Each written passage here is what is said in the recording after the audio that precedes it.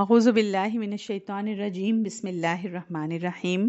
Audio number 145، جنگ سے جہاد تک۔ غزوہ تبوک نبی اکرم صلی اللہ علیہ وسلم کی زندگی میں آخری غزوہ تھا۔ نبی اکرم صلی اللہ علیہ وسلم کی زندگی میں جو بھی غزوات یا سرایا پیش آئے ان کی مدت صرف 8 سال تھی۔ اسلام سے پہلے وہیں عرب میں معمولی بات پر جنگ چھڑتی تو رکنے کا نام ہی نہیں لیتی تھی۔ کنہی 2 قبیلوں میں جنگ 40 سال تک چلتی رہی تھی اور کوئی 70,000 آدمی قتل ہوئے تھے۔ اوس اور خزرج کی لڑائی 100 سال سے زیادہ عرصے تک چلتی رہی تھی، ہزار لوگ مارے گئے تھے، اور اسلامی غزوات اور جنگوں میں قتل ہونے والے چاہے مسلمان ہوں یا مشرکین، یہود ہوں یا نصارہ، سب کو ملا کر ٹوٹل 1000 لوگوں کا ہی قتل ہوا تھا۔ عربوں کی عادت تھی جنگ جاری رکھنا اور دشمن کے سامنے سر نہ جھکانا۔ جب نبی اکرم صلی اللہ علیہ وسلم نے اسلام کی دعوت پیش کی، عرب آپ کے دشمن ہو گئے، اور آپ سے بھی انہوں نے وہی اسلوب اپنایا کہ آپ کو جنگ کے میدان تک گھسیٹ لائے۔ لیکن نبی اکرم صلی اللہ علیہ وسلم نے ایک دوسرے ہی انداز سے ان کا سامنا کیا، یہاں تک کہ ان کے ملک فتح کرنے سے پہلے ان کے دل جیت لیے۔ عرب سوچ بھی نہیں سکتے تھے کہ وہ سر جھکا بھی سکتے ہیں، مگر اتنے تھوڑے عرصے میں اتنا معمولی سا خون بہا کر آپ صلی اللہ علیہ وسلم نے پورے عرب کو اپنا تابع بنا لیا تھا۔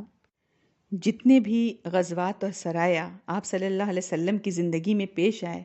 ان کو پڑھ کر یہ اعتراف کرنا پڑتا ہے کہ نبی اکرم صلی اللہ علیہ وسلم دنیا کے سب سے بڑے اور سب سے اعلیٰ کمانڈر تھے۔ آپ کی سوجھ بوجھ اور اسٹریٹجیز سب سے زیادہ گہری تھیں۔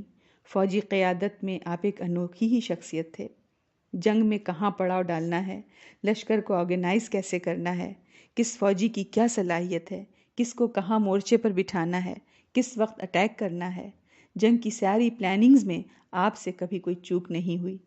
احد اور حنین میں جو کچھ پیش آیا، اس میں نبی اکرم صلی اللہ علیہ وسلم کی کسی بھی حکمت عملی یا اسٹریٹجی میں خامی یا کمی نہیں تھی، بلکہ اس کے پیچھے لشکر میں سے کچھ لوگوں کی کچھ کمزوریاں تھیں۔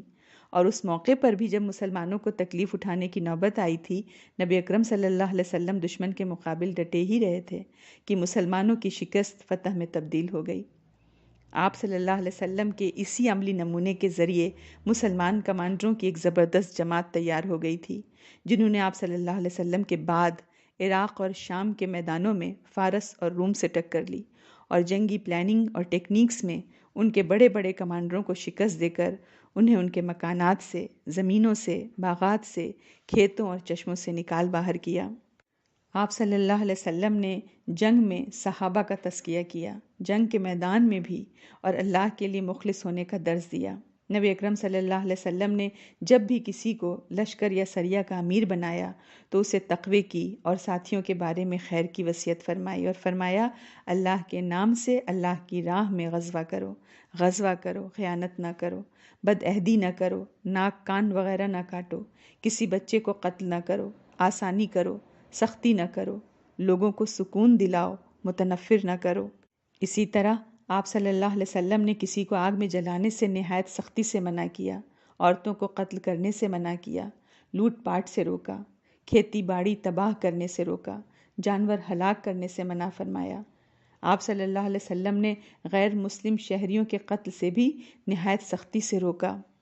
تو یہ تو نبی اکرم صلی اللہ علیہ وسلم کے موجودگی میں جو غزوات اور سرایا پیش آئے وہ جنگی پہلو یہ سارے تھے۔ اس سے ہٹ کر اس کا ایک پہلو یہ بھی تھا کہ آپ صلی اللہ علیہ وسلم نے ان غزوات اور سرایا کے ذریعے امن اور امان قائم کیا، فتنے کی آگ بجھائی، مسلمانوں کے لیے رہائش، کھیتی، پیشے اور کام کا انتظام فرمایا، محتاجوں کے مسائل حل کیے، ہتھیار، گھوڑے، ساز و سامان مہیا کیے، مظلوموں کی مدد کی، کمزوروں کو طاقتوروں کے چنگل سے چھڑا دیا۔ دور جاہلیت کی جنگ کے اسباب کو ہی بدل ڈالا، یعنی دور جاہلیت میں جنگ نام تھی لوٹ مار، قتل و غارت گری کا، ظلم کا، زیادتی کا، انتقام کا، کمزوروں کو کچلنے کا، آبادیاں ویران کرنے کا، عمارتیں گرانے کا، عورتوں کی بے حرمتی کرنے کا، بوڑھوں، بچوں اور بچیوں کے ساتھ سنگ دلی کا، کھیتی باڑی اور جانوروں کو ہلاک کرنے کا، زمین میں تباہی اور فساد مچانے کا۔ مگر اسلام نے اس جنگ کی روح تبدیل کر دی، اسے ایک مقدس جہاد میں بدل ڈالا۔ اب جنگ کا مفہوم یہ ہو گیا کہ انسان کو قہر و ظلم کے نظام سے نکال کر عدل اور انصاف کے نظام میں لایا جائے، بندوں کی غلامی سے نکال کر اللہ کا غلام بنایا جائے، طاغوت کی عبادت سے نکال کر اللہ کی عبادت کی طرف لگایا جائے، کمزوروں کو اس کا حق دلایا جائے، مردوں، عورتوں اور بچوں کو نجات دلائی جائے جو دعائیں کرتے رہتے ہیں کہ اے ہمارے پروردگار ہمیں اس بستی سے نکال جس کے باشندے ظالم ہیں۔ اور جنگ کا معنی یہ ہو گیا کہ اللہ کی زمین کو عذر و خیانت، ظلم و ستم، بدی اور گناہ سے پاک کر کے اس کی جگہ امن و امان، رحمت اور انسانیت کا نظام بحال کیا جائے۔ ہم دیکھیں نبی اکرم صلی اللہ علیہ وسلم نے جن جنگی مزاج لوگوں سے جنگ لڑی، ان کی ذہنیت میں اکھاڑ پچھاڑ بسا تھا، فساد ہی فساد ان کے دماغ میں چلتا رہتا تھا، تلوار اور نیزہ ان کے لیے کھلونا تھا، لیکن نبی اکرم صلی اللہ علیہ وسلم نے حکمت کے ساتھ ان کو ڈیل کیا کہ ان کی برائیاں چھٹیں، اچھائیاں نکھر گئیں۔ آپ صلی اللہ علیہ وسلم نے ان کا تزکیہ کیا۔ در حقیقت جو کچھ بھی پیش کیا وہ نبوت اور رحمت تھی، رسالت تھی، دعوت اور معجزہ تھا، اور سب سے بڑھ کر اللہ تعالیٰ کا فضل اور اللہ تعالیٰ کی خاص نعمت تھی۔ والسلام علیکم ورحمۃ اللہ وبرکاتہ۔